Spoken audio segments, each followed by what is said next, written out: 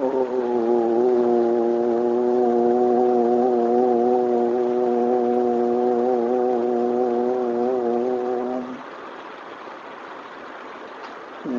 ब्रह्मादिभ्यो ब्रह्म विद्या संप्रदाय कर्तृभ्यो वंश ऋषिभ्यो महद्भ्यो नमो गुरुभ्यः।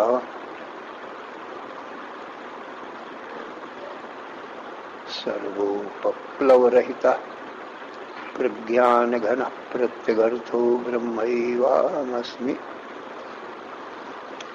नारायणं पद्मभवं वसिष्ठं शक्तिं च तत्पुत्रपराशरं च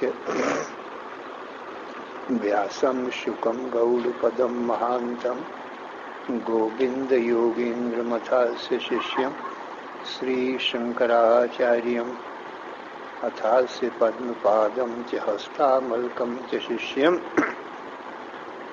तन्त्रौटिकं भारतृककारमन्यान् अस्मद्गुरून् सन्ततमानतोऽस्मि।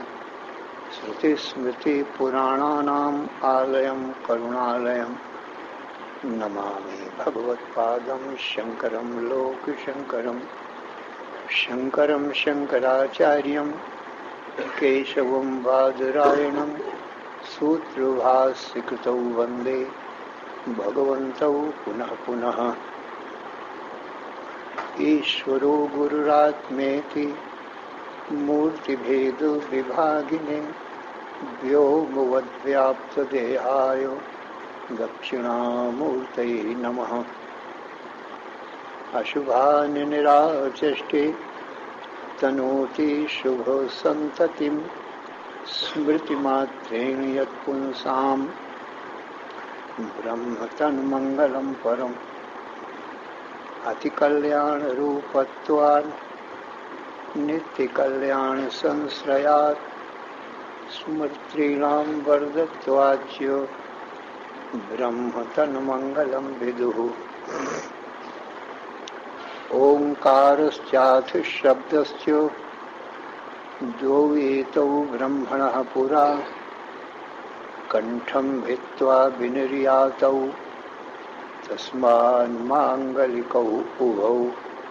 ॐ तत्सत्परब्रह्मणे नमः।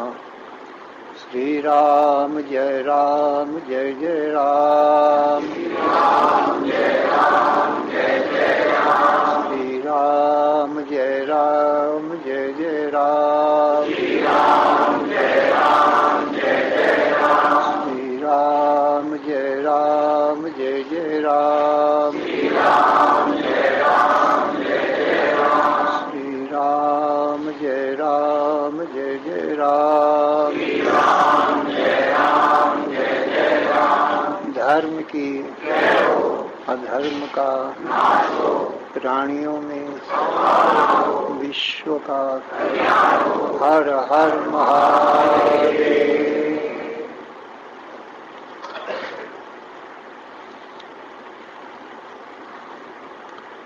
असरण शरण या कारण करुण करुणा वरुणालय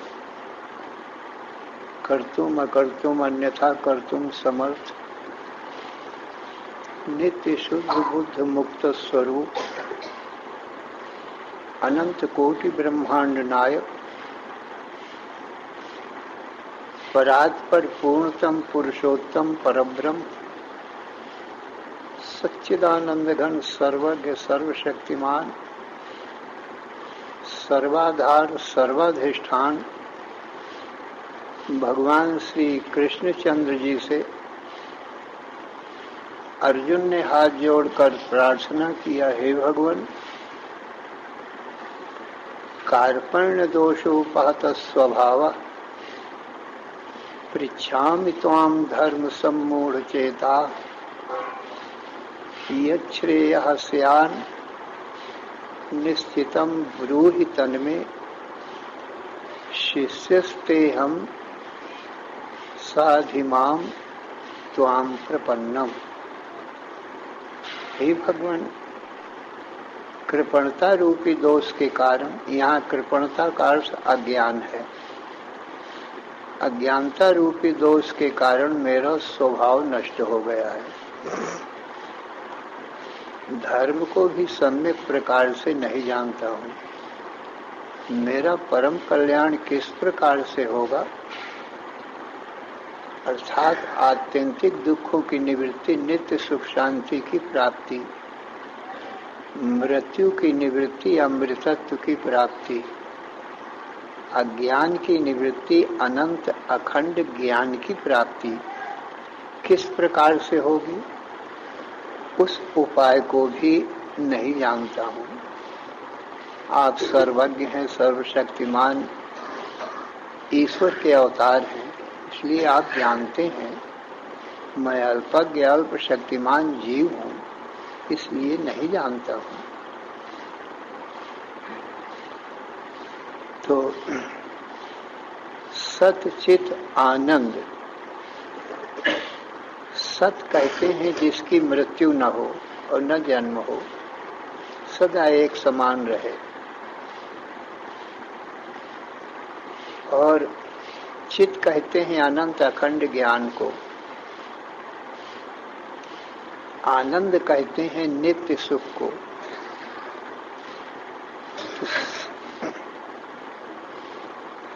तो यही अर्जुन का प्रश्न है कि सच्चित आनंद की प्राप्ति कैसे हो। ऐसा ब्रह्म है,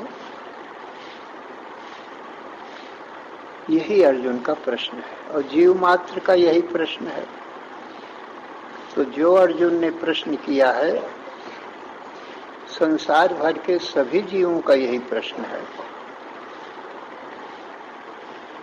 और सभी वेद शास्त्र पुराण रामायण में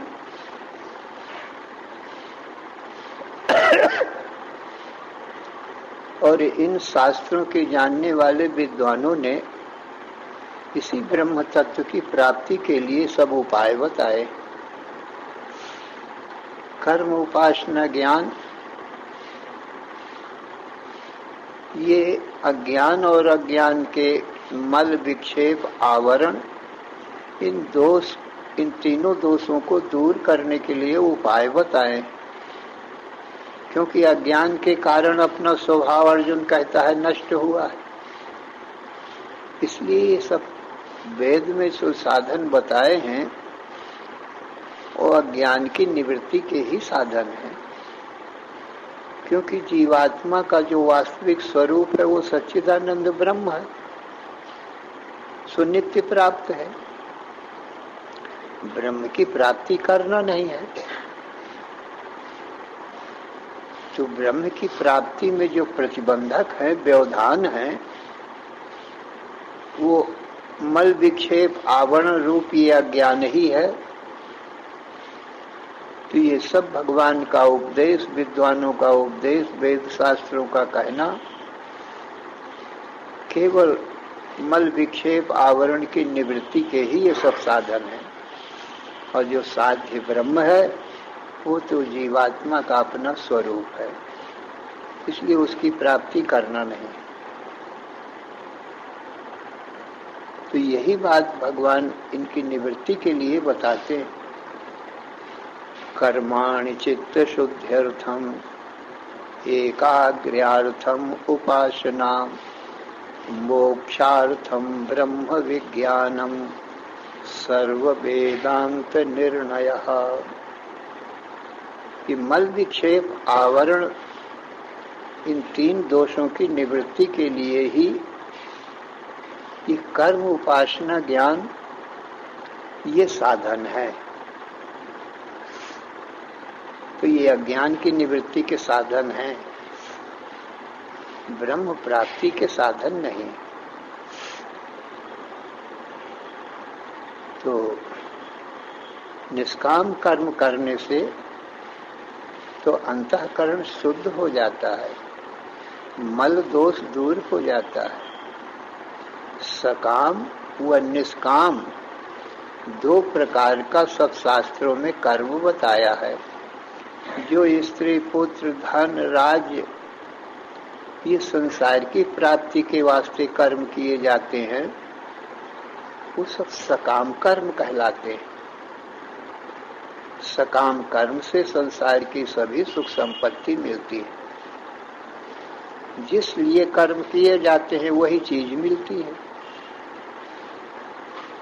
तो स्त्री पुत्र धन राज्य के लिए जो भी कर्म किए जाएंगे उसको स्त्री पुत्र धन मिलेगा। जिम सरिता सागर मह जाहि, यद्यपि ताहि कामना नाही, तिम सुख संपत्ति बिनहि बुलाए, धर्मशील पहि जाहि स्वभाए। जैसे नदियां समुद्र में बिना बुलाए जाती हैं,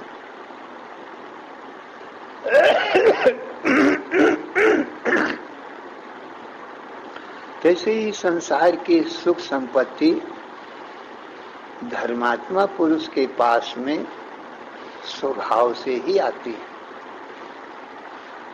धर्म का ये सकाम कर्म का यही फल है।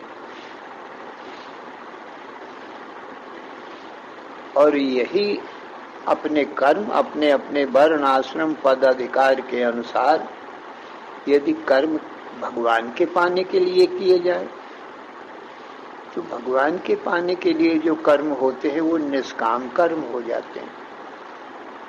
तो निष्काम कर्म से मल दोष की निवृत्ति होती है।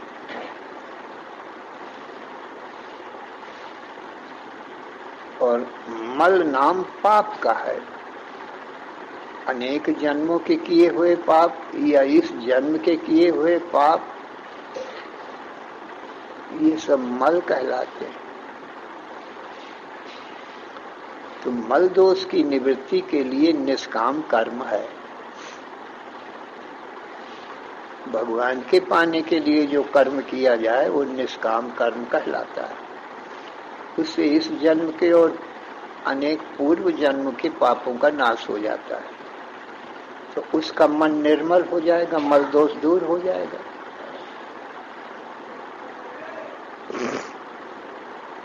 तो निष्काम कर्म से तो एक मल दोष दूर हो गया। अब बचे दो, विक्षेप और आवरण। विक्षेप की निवृत्ति के लिए सगुण व निर्गुण भगवान की भक्ति और भगवान की भक्ति संतों का संग करके भगवान की कथा सुनना, भगवान में प्रीति हो भगवान के पाने के लिए भगवान की कथा सुनना, ये भगवत प्राप्ति के साधन है। प्रथम भक्ति संतन कर संगा, दूसरी ममरति कथा प्रसंगा, गुरु पद पंकज सेवा, तीसरी भक्ति अमान, चौथी भक्ति मम गुण गण, करे कपट तज गान, मंत्र जाप मम दृढ़ विश्वासा, पंचम भजन सुवेद प्रकाशा, छठ दम शील विरति बहुकर्मा, निरत निरंतर सज्जन धर्म, सप्तम सब मोमय जग देखै, मोते अधिक संत कर लेखै, आठम यथा लाभ संतोषा, सपने हु नहीं देखै परदोषा, नवम सरल सब सो छल हीना, मम भरोस ही हर्ष न दीना, नौ मह जिनके एकहु होई, नारी पुरुष सचराचर कोई, सो अतिशय प्रिय भामिनी मोरे, सकल प्रकार भक्ति दृढ़ तोरे, योगी वृंद दुर्लभ गति जोई, तो कहाँ आज सुलभ भई सोई, मम दर्शन फल परम अनुपा, जीव पाव निज सहज स्वरूपा। भगवान राम ने शबरी को निमित्त बना करके ये नवधा भक्ति का उपदेश दिया है। तो पहली भक्ति में संतों का संग बताया है, और दूसरी भक्ति में भगवान की कथा श्रवण करने को बताया है। और भागवत में पहली भक्ति को श्रवण बताया है। श्रवणम कीर्तनम विष्णु स्मरणम पाद सेवनम अर्चनम वंदनम दास्यम सख्यम आत्मनिवेदनम। पहली भक्ति भागवत में श्रवण है, भगवान की कथा सुनना, ये श्रवण है। भगवान की कथा में क्या है कि भगवान का सगुण व निर्गुण स्वरूप निरूपण किया जाता है। भगवत स्वरूप कथनम कथा, ये कथा का अर्थ होता है। तो पहली भक्ति श्रवण बताया, श्रवणम कीर्तनम, और दूसरी भक्ति भगवान के गुणों का गान करना, ये कीर्तन है। दूसरी भक्ति कीर्तन बताया।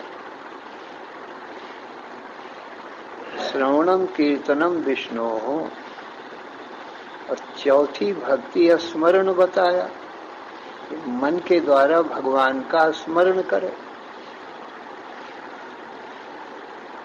श्रवणम कीर्तनम विष्णु स्मरणम पाद सेवनम, चौथी भक्ति भगवान के चरण कमलों की सेवा करना। फिर अर्चनम वंदनम दास्यम, भगवान की पूजा करना, वंदना करना, और दास भाव। अर्चनम वंदनम दास्यम सख्यम, आठवीं भक्ति सखा भाव, मित्र भाव, सखा भाव। नौवीं भक्ति में आत्म निवेदन बताया है, अपने आप को भगवान में अर्पण कर देना, ये नौवीं भक्ति में बताया गया है। जैसे गंगा अपने आप को समुद्र में अर्पण कर देती है, नाम रूप खत्म हो जाता है गंगा जी का, तो फिर समुद्र ही हो जाती है।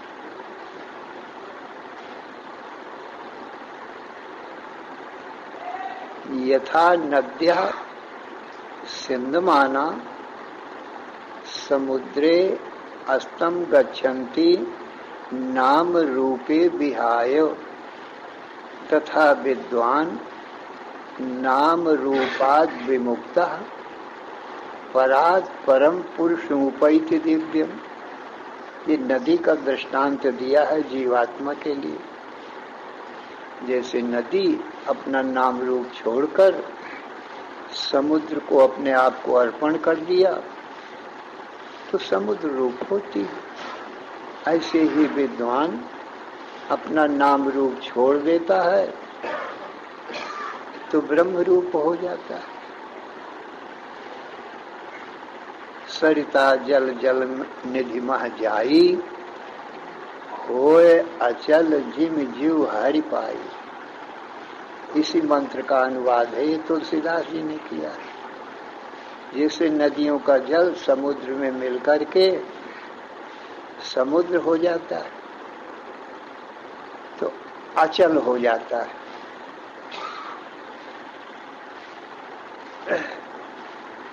और जब तक समुद्र से अलग रहती हैं नदियां तब तक चलती रहती हैं। माने 1 मिनट के लिए रात को चलती हैं, दिन को चलती हैं, 1 मिनट के लिए चलना बंद नहीं होता।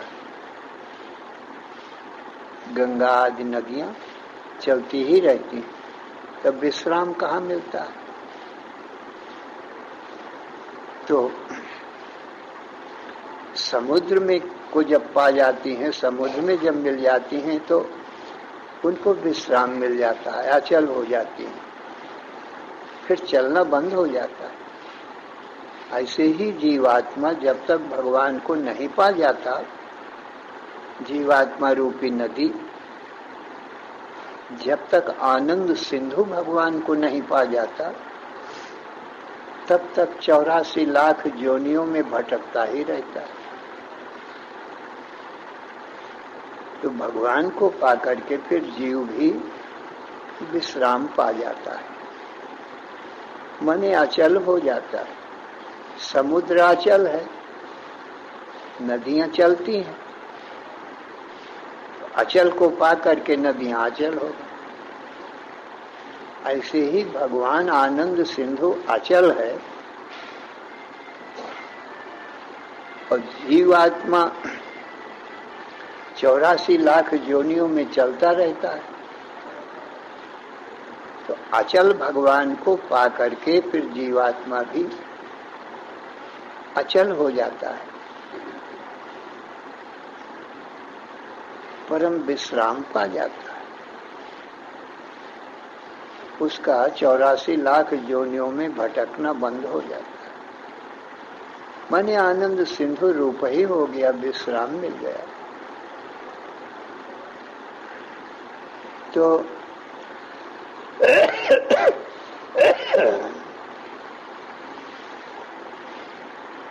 ये 9वीं भक्ति है और रामायण के अनुसार ये राम का उपदेश है। रामायण में भगवान राम ने पहली भक्ति में संतों का संग बताया है, दूसरी भक्ति में भगवान की कथा श्रवण बताया है। तो भागवत के अनुसार क्यों नहीं बताया पहले श्रवण? तो भगवान राम का कहना है कि श्रवण तो तब होगा जब सुनाने वाला कोई होगा। नहीं, ये श्रवण भक्ति कहाँ से आएगी? पहले पहले जो भगवत तत्व को जानता है वही सुना भी सकता है। तो जब भगवान के कृपा पात्र हैं, संत हैं, महात्मा हैं, विद्वान ब्राह्मण हैं, भगवत तत्व को जानते हैं, सगुण व निर्गुण दोनों स्वरूपों को, तो वही सुना सकते हैं भगवान के दोनों स्वरूपों को। इसलिए पहले जो भगवत तत्व जानने वाले हैं वही सुनाएंगे, पहले उनमें भक्ति करें, संतों का संग करें। संतों का संग करना भक्ति है। संसार का संग करना, संसार से प्रेम करना मोह कहलाता है। संतों से प्रेम करना भक्ति नाम प्रेम का है।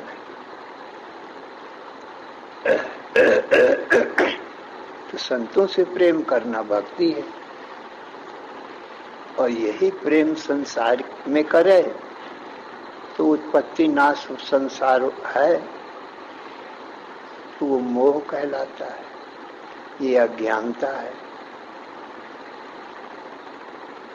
इसलिए भगवान राम ने पहले संतों का संग बताया है, दूसरी भक्ति में श्रवण बताया है। प्रथम भक्ति संतन कर संगा।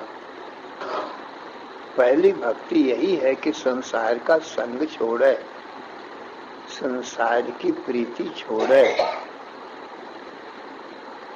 और संतों से प्रेम करे। तो भगवान के पाने का ये संत साधन है, क्योंकि संत भगवान की कथा सुनाएंगे और भगवान की कथा भगवान के ज्ञान का सर्वोत्तम साधन है। राजा परीक्षित ने केवल भगवान की कथा ही सुनी है 7 दिन, और कोई साधन किया नहीं, समय भी नहीं था। क्योंकि 7वें दिन राजा परीक्षित को तक्षक सर्प के काटने से मृत्यु होनी थी। इसलिए अब 7 दिन में कौन साधन करता, समय नहीं था। इसलिए जब पता लगा राजा परीक्षित को कि 7वें दिन श्रृंगी ऋषि के शाप से मेरी मृत्यु होनी है, तो तुरंत घर छोड़ करके और गंगा के किनारे जा बैठा। तुरंत, क्योंकि जिसको कुछ ऐसा पता, किसी कर्म से, किसी खोटे कर्म से, किसी अधर्म से, किसी पाप से या किसी के हत्या करने से, कत्ल करने से प्राण दंड राजा की तरफ से मिले, मृत्यु दंड मिले, तो सज्जनों उसको फिर कुछ अच्छा नहीं लगता, भूख प्यास कुछ नहीं लगती। स्वमस्तकारूढ़ मृत्युमयी नित्यं पश्यन्ति यो जनाः आहारोपि न रोचेत किम रोचेत विभूतिया। जब अन्न पानी नहीं अच्छा लगता है तो और विभूतियां उसको क्या अच्छी लगेंगी, क्योंकि अब उसकी मस्तक पर, सिर पर मृत्यु सवार है। तो जब ये बात सुनी राजा परीक्षित ने, श्रृंगी ऋषि के पिता ने खबर भेजी थी कि अपने शिष्य भेजे थे कि राजा परीक्षित को बता दो जाके कि तुम मरा हुआ सर्प डाल आए हो जो ऋषि के गले में, तो उनके पुत्र ने तुमको शाप दे दिया है। 7वें दिन वो तक्षक सांप तुमको काटेगा और उस सांप के काटने से तुम्हारी मृत्यु हो जाएगी। ये खबर भेज दिया था। तो जब राजा परीक्षित को ये खबर मिली, नहीं तो ये खबर ही नहीं थी उनको, तब राजा परीक्षित ने ऋषि का बड़ा उपकार माना। उपकार इसलिए माना कि मैं मोह निद्रा में सोया पड़ा था,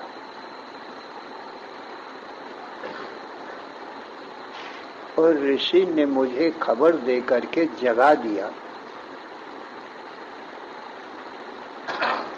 अब मुझको अपने कल्याण का उपाय कर लेना चाहिए। 7 दिन अभी शेष है, 7 दिन में अपना कल्याण कर लेना चाहिए। तो ऋषि ने जगा दिया, नहीं जीवन भर उपाय नहीं करता, इसी मोह, संसार के मोह ममता में फंसा पड़ा रहता। तो ऋषि ने मेरे ऊपर बड़ा उपकार किया। तुरंत घर छोड़कर गंगा के किनारे जा बैठा। अनेक ऋषि महर्षि आए, सुखदेव जी भी आए, अनेक उपाय लोग बता रहे थे। हर ऋषि अपना अपना मत बताता था। कोई भगवान का कीर्तन करना, कोई जप करना, कोई धर्म यज्ञ करना, कोई दान करना, कोई तप करना, अनेक उपाय लोग बताते थे। राजा परीक्षित ने कहा दिन तो 7 ही है, 7वें दिन मृत्यु होनी है, इसलिए कोई एक उपाय बताओ जो मैं कर सकूं कुछ 7 दिन में। तो अंतिम में यही उपाय निकला कि तुम भगवान की कथा सुनो। तो भगवान की कथा भगवत प्राप्ति का सर्वश्रेष्ठ उपाय है। इससे बढ़कर के और कोई उपाय नहीं है। तो सुखदेव जी आ गए। सब ऋषियों ने सुखदेव जी को रोका। सुखदेव जी रुकते नहीं थे कहीं। सब ऋषियों ने रोका। नारद जी ने रोका। नारद जी भी पहुंच गए थे। नारद जी ने सुखदेव जी से कहा, हे नाथ रुको और ये राजा परीक्षित का उद्धार करो। तो वो एक जगह ठहरते ही नहीं थे। भिक्षा मांग लेते थे, गांव में जाते थे, भिक्षा मांग लेते थे। तो गोदोहन मात्रेण, जितनी देर गौ दुही जाती है, किसी गृहस्थ के घर के बाहर दरवाजे में उतनी देर रुकते थे भिक्षा लेने के लिए, बस फिर नहीं रुकते थे। तो रुकते नहीं थे। तो नारद जी ने कहा, महाराज मेरा एक प्रश्न है, वो आपसे मैं पूछना चाहता हूँ। सुखदेव जी ने कहा, क्या प्रश्न है? कहा, प्रश्न ये है कि मैं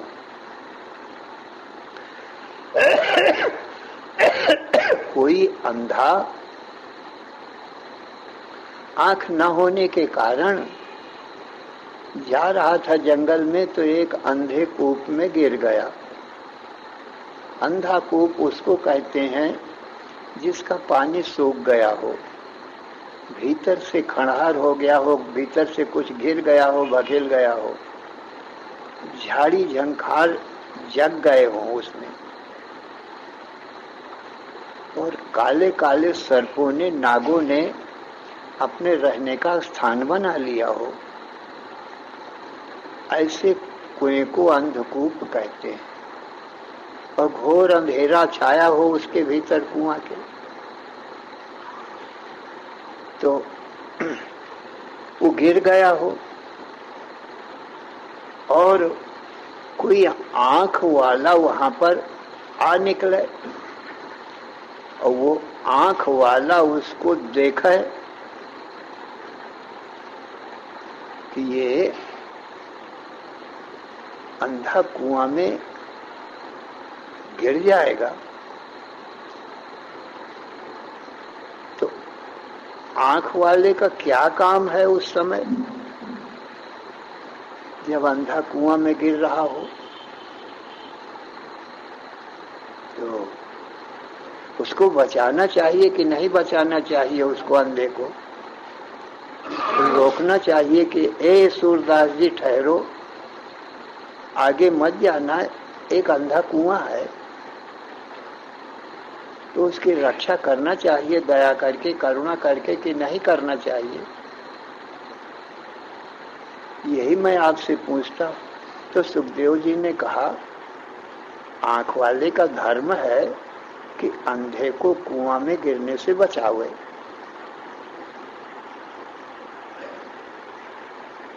तो नारद जी ने कहा कि प्रभु, ब्रह्म तत्व से, भगवत तत्व से राजा परीक्षित अंधा है और ये संसार ही अंधा कुआं है।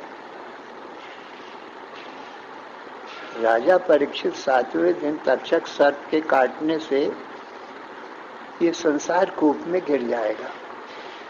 और उस ब्रह्म तत्व को आप जानते हैं, आपको ज्ञान नेत्र है, आप आंख वाले हो, तो आपका अब क्या कर्तव्य है?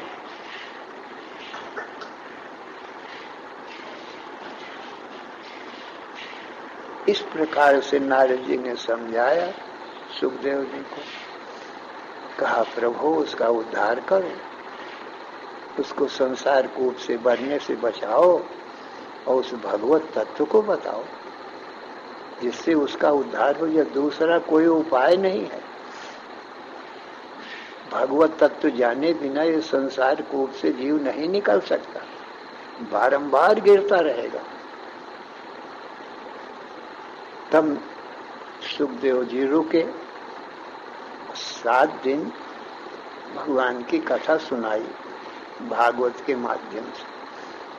इसलिए व्यास जी ने लिखा है भागवत के महात्म्य में, परीक्षित साक्षी यत् श्रवणगत मुक्त्युक्ति कथने। परीक्षित साक्षी है कि 7 दिन भगवान की कथा परीक्षित ने सुना और 7 दिन में भगवत तत्व को उसने जान लिया। अंतःकरण निर्मल हो रहा था, भगवान में भक्ति थी और लगन थी कि अब मैं मरने से बचूं। लगनदार पुरुष बहुत जल्दी ज्ञानवान होता है। श्रद्धा भक्ति से उसने भगवान की कथा सुना। तो भक्ति तो ज्ञान का साधन है ही, क्योंकि भागवत महात्म्य भक्ति के पुत्र बताए गए हैं, ज्ञान और वैराग्य। तो भक्ति होगी तो ज्ञान और वैराग्य तो होंगे ही होंगे। राजा परीक्षित भगवान का भक्त है, संत महात्माओं का, ब्राह्मणों का भक्त है, इसलिए भक्ति भाव से उसने भगवान की कथा सुना। सगुण साकार भगवान की भी कथा भागवत में है, जिसमें जन्म और कर्म हो, वो सगुण साकार भगवान है। तो श्री कृष्ण भगवान जन्म और कर्म वाले, अपनी महामाया शक्ति से उन्होंने जन्म लिया और भक्तों के उद्धार के लिए, दुष्टों के दलन के लिए कर्म किया। सगुण साकार में ही ये जन्म और कर्म हुआ करते हैं। और निर्गुण निराकार वो है ना जिसमें जन्म नहीं है, जिसमें कर्म नहीं है, उस सच्चिदानंद घन ब्रह्म, ये भगवान का स्वरूप है। वो निर्गुण निराकार है और जो अवतार लेते हैं वो सगुण साकार है। भागवत में दोनों रूपों का वर्णन है।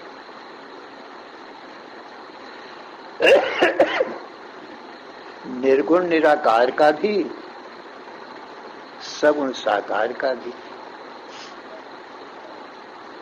दोनों रूपों का ज्ञान राजा परीक्षित को भगवान की कथा सुनने से हो गया और वो भगवान के निर्गुण निराकार स्वरूप में स्थित हो गया। अहम ब्रह्म परम धाम ब्रह्माहम परमं पदम एवं समीक्षण आत्मानम आत्मन्याधाय निष्कल। जो सच्चिदानंद घन ब्रह्म है सो अहम ब्रह्म, मैं वही ब्रह्म हूँ, और जो ब्रह्म है सो मैं हूँ, सो अहम अस्मि। वह ब्रह्म मैं हूँ और मैं ब्रह्म हूँ। इस प्रकार से अपने आत्मा को ब्रह्म रूप जाना और ब्रह्म को अपनी आत्मा रूप जाना। यही बात अथर्ववेद की मांडूक्य उपनिषद में कही गई है। अयम आत्मा ब्रह्म, हमारा तुम्हारा आत्मा ब्रह्म है। असो अयम आत्मा, जो ब्रह्म है सो हमारी तुम्हारी सबकी आत्मा है। इस प्रकार से आत्मा और ब्रह्म का एकत्व है, ये ज्ञान होता है। तो संतों के बिना तो ये ज्ञान होगा नहीं। जिसको ज्ञान है वही तो कथा सुनाएगा ना। तो श्रवण भक्ति दूसरी ही मानी जाएगी, पहले सुनाने वाला चाहिए। तो जो संत महात्मा हैं भगवत तत्व को जानते हैं, भगवान के दोनों स्वरूपों की वो कथा कहते हैं, उससे ज्ञान होता है। इसलिए संतों का संग करना भगवान राम ने पहली भक्ति बताई। संतों में प्रेम करो, संतों का संग करो और उनके मुख से भगवान की कथा सुनो, तो भगवत प्राप्ति निश्चय ही होगी। सबसे उत्तम साधन है भगवान की कथा, इसमें संदेह नहीं है। तो ब्रह्म और आत्मा की एकता का ज्ञान हो जाता है, संत लोग बताते। इसलिए भगवान श्री कृष्ण में अर्जुन की भक्ति, भगवान कृष्ण ने भी इस प्रश्न के उत्तर में सारी गीता में, पूरी गीता में आत्मा और परमात्मा का एकत्व ही बताया। न जायते म्रियते वा कदाचिन, आत्मा का ना जन्म है न मरण है। ना सुतो विद्यते भाव, ना भाव विद्यते सता, आत्मा का कभी अभाव नहीं है, इसलिए सत्य है। और ये देहादि प्रपंच जो है ये असत्य है, ये कभी नहीं है, दिखाई पड़ता है स्वप्नवत। तो आत्मा स्वभाव से ही सच्चिदानंद घन ब्रह्म रूप है, इसलिए अपने आप को सच्चिदानंद घन ब्रह्म रूप जानना चाहिए।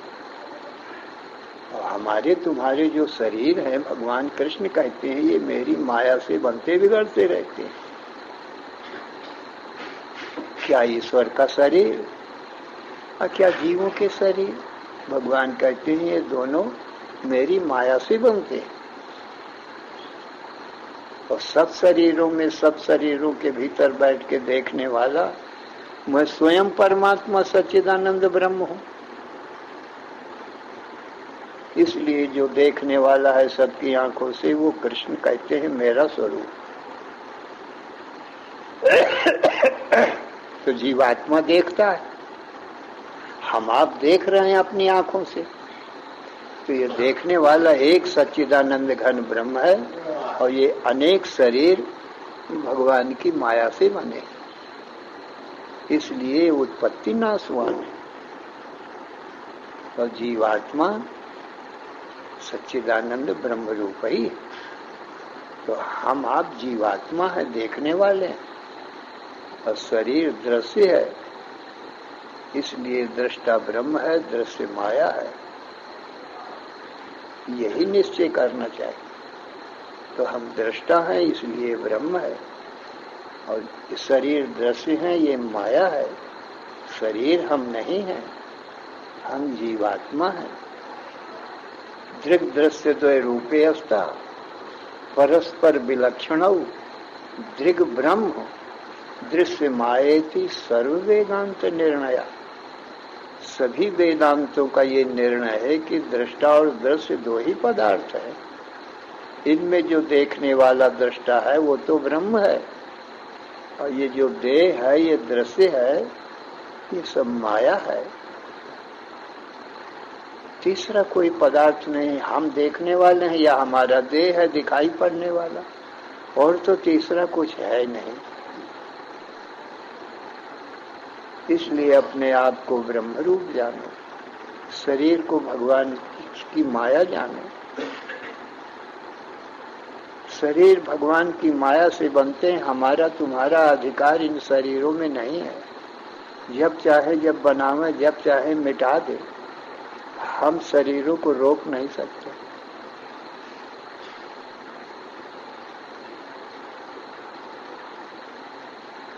इसलिए अपने आप को जीवात्मा जानो, जीवात्मा को ब्रह्म रूप जानो।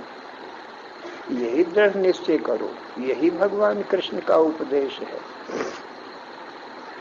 श्री राम जय राम, जय जय राम। श्री राम जय राम, जय जय राम। श्री राम जय राम, जय जय राम। श्री राम जय राम, जय जय राम। श्री राम जय राम, जय जय राम। श्री राम जय राम, जय जय राम। श्री राम जय राम, जय जय राम। श्री राम जय राम, जय जय राम। धर्म की जय हो, अधर्म का नाश हो, प्राणियों में विश्व का। हर हर महादेव।